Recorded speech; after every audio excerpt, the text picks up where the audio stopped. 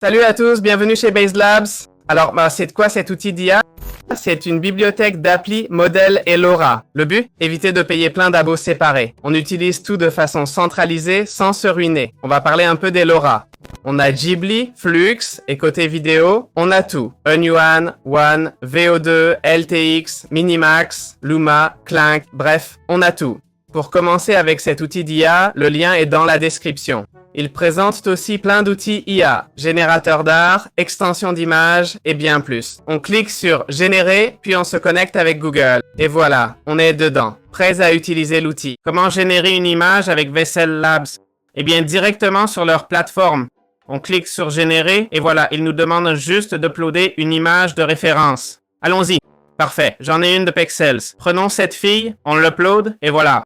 Une fois uploadé, on a plusieurs options comme texte vers image ou image vers image. On va générer des images, donc image vers image. On choisit le modèle, Flux pour l'instant, et le style, années 70, sci-fi. Je vais améliorer le prompt pour voir. On avait aussi le prompt négatif, ok? Le prompt positif dit ce qu'on veut, le négatif ce qu'on ne veut pas dans l'image.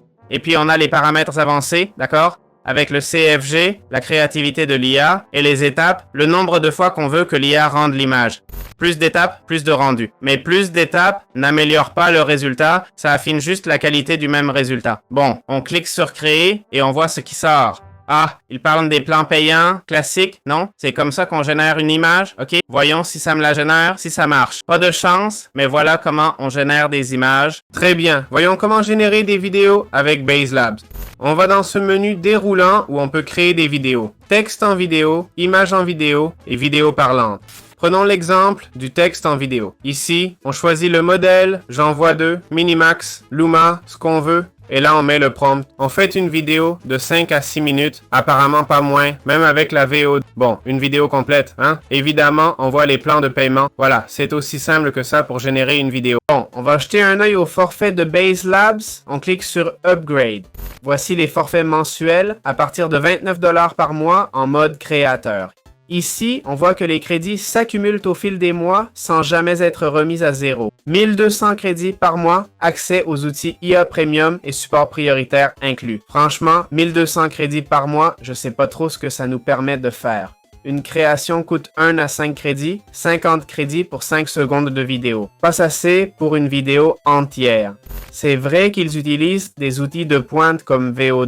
C'est que évidemment, ils ont opté pour les modèles les plus chers. Ensuite, il y a le Pro à 59 $ par mois, un peu plus du même, plus de crédit et plus cher.